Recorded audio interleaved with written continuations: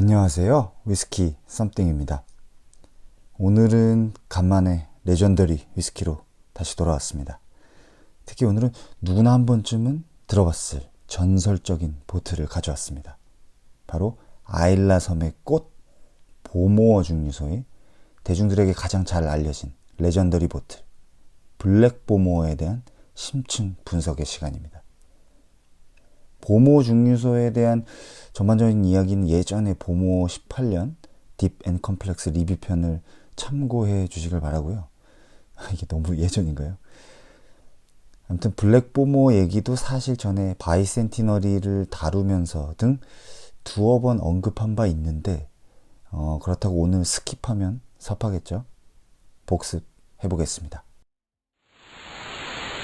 다이어로 1993년 보모 증류소 넘버원 볼트 웨어하우스에서 잠자고 있던 1964년 증류 최고급 쉐리 캐스크들을 오픈한 것인데요.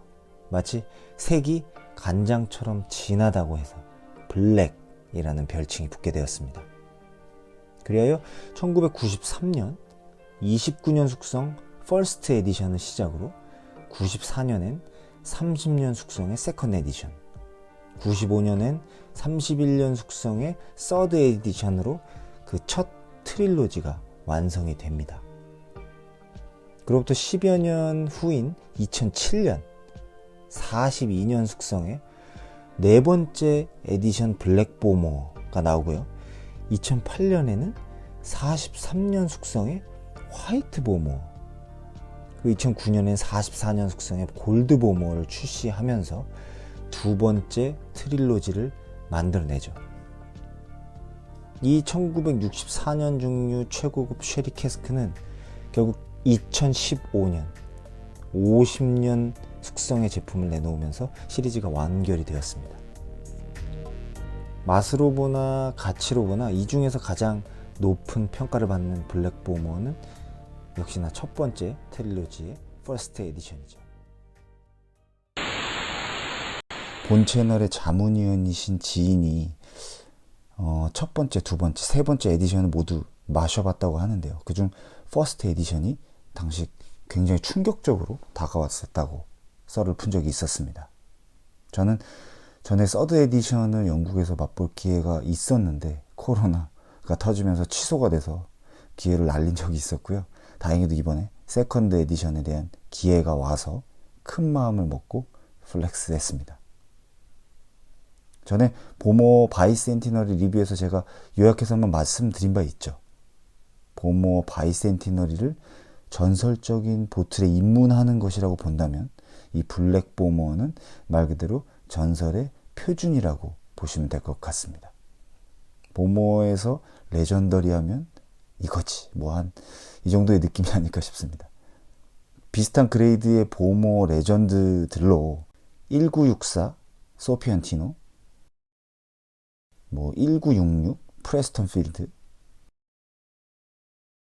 1967 풀스트렝스 등이 있습니다. 물론 이 윗급을 찾는다면 전설 중의 전설로 알려져 있는 보모어 사마롤리 부케나 라지미노크 정도가 될 것 같습니다. 개인적으로 일전에 사마롤리 부케를 담았던 바이알의 냄새를 한번 맡아본 적이 있습니다.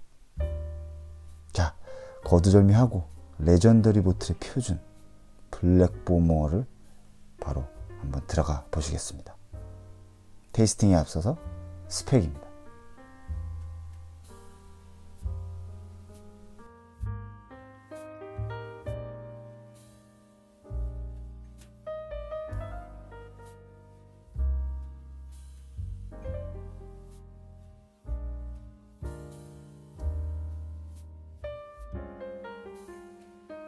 색을 한번 보시죠. 이런 느낌입니다. 엄청 진하죠. 구글을 통해서 검색되는 사진을 보시면 정말 간장이 따로 없습니다.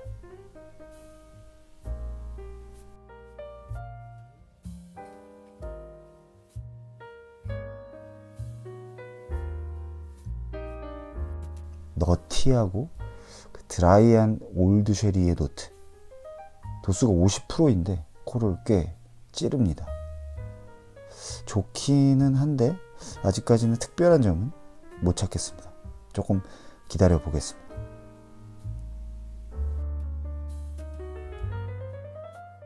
블랙베리나 다크 초콜릿이 느껴지고요. 피트보다 약간 담배의 느낌? 그리고 토피, 그 잼미한 느낌이 있습니다. 그런데 오늘 테이스팅에 함께한 지인도 그 전형적인 올드보모의 느낌을 아직 찾기는 어렵다고 하네요.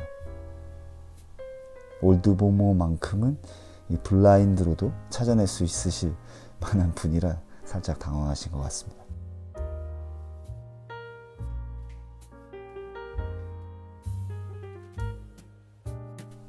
알코올이 여전히 강력하게 느껴지는데 피트가 잘 느껴지지는 않습니다.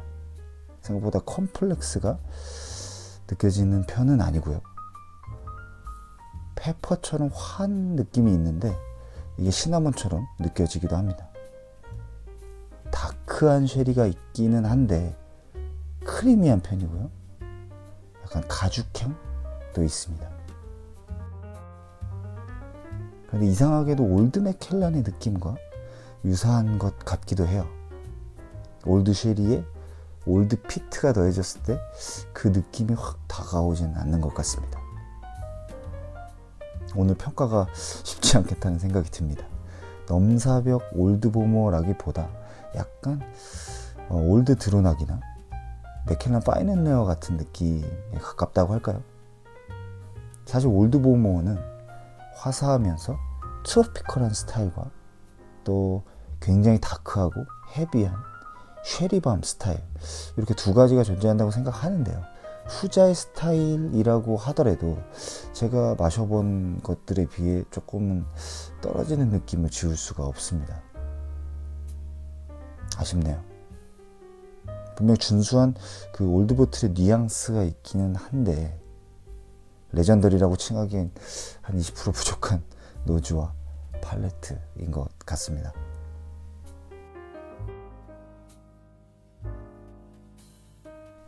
피니쉬는 긴 편이고요. 근데 알코올 스팅이 좀 있었고 밸런스도 좀 훌륭하다고 할 수는 없는 느낌이었습니다. 다 마시고 난 잔 향에서 올라오는 피트도 거의 느껴지지는 않습니다. 무엇이 잘못된 걸까요?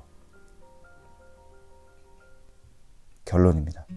위스키 베이스의 블랙보모에 대한 평가를 한번 보겠습니다. 대부분 상당히 높은 점수를 마크하고 있다는 점 말고는 에디션별로 특이사항은 없습니다. 그렇다면 제가 좀 신뢰하는 편인 위스키펀과 몰트매니악의 데이터를 한번 보겠습니다. 퍼스트 에디션 외에는 생각보다 높지가 않죠. 편차도 좀 있고요. 세르지오님께서 퍼스트 에디션에 96점을 줬을 뿐 나머지는 그냥저냥 괜찮은 올드보틀 수준입니다. 몰트매니악의 그 세컨드 에디션은 보팅수 자체가 별로 없기도 한데 두 신뢰도 높은 평가 지표의 공통점은 퍼스트 에디션만 레전더리급으로 평가하고 있다는 것입니다. 퍼스트 에디션조차도 몰트매니악에서 역대 위스키 중 한 120위권 정도입니다. 사실 위스키 베이스에서 역대 40위네 어쩌네 하는 이야기는 큰 의미가 없다라고 생각합니다. 이런 최상위권 레전더리 보틀은 위스키 베이스만 보면 사실 어떤 시사점도 찾아내기 어렵습니다. 현재 위스키 베이스 블랙보모 세컨드 에디션 리뷰 가장 상단에 있는 글을 보시면 과감히 100점을 주면서도 테이스팅 노트 없이 자신의 파이널 에디션 판매글을 써놓고 있습니다. 15,000달러의 서드 에디션을 판매하겠다는 건데요. 그렇게 비싼 가격은 아닌 것 같네요. 이게 바로 위스키 베이스의 문제입니다. 이런 물을 흐리는 사람들이 엄청 많아요. 이러니 위스키 베이스는 적당히 필터를 가지고 해석하셔야 한다고 제가 계속 말씀드리는 겁니다. 결론적으로 블랙보모에 대한 대중들의 평가는 약간은 과대 포장되어 있을 수 있겠다는 생각을 해봤습니다. 모리슨 보모어가 아닌 산토리 보모 시절의 유일한 레전드리 보틀이라서 그런 걸까요?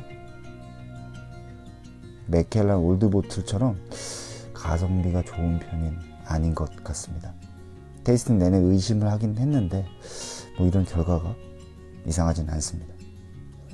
블랙보모의 영국 현지 시세는 이렇습니다. 물론 2015년에 출시된 50년 숙성 파이널이나 42년 숙성 네 번째 에디션이 가장 비싼 편인데요. 첫 번째 트릴로지에 이 블랙보모어가 증발이 없다는 가정 하에 그래도 2천만 원대는 유지를 하고 있습니다. 하지만 사실 이게 경매 가격이지 일부 리테일러의 가격은 4천만 원, 5천만 원에 육박합니다. 세금 제외하고 영국 기준으로 대충 한 잔이 얼마의 가치인지 대략 짐작이 가능하실 겁니다. 한국에 오면 더블 혹은 따더블이 될 수 있다는 사실들. 그런데 이 맛이라 저는 추천하지 않겠습니다. 물론 퍼스트 에디션은 상징적으로 인생의 숙제로 남겨둘 의미가 있을지 몰라도 가성비가 너무 떨어진다는 생각이 듭니다. 사실 이런 고가의 위스키에서 가성비를 찾는다는 것 자체가 어불성설이지만 너무 아쉬움이 남는 테이스팅이었습니다. 혹시나 영국에 갈 일이 생겨서 합리적인 가격에 트라이할 기회가 생긴다면 모르겠지만 쉽지 않겠죠. 오늘 저는 보모어 1964 블랙 세컨드 에디션에 92점 평가하겠습니다.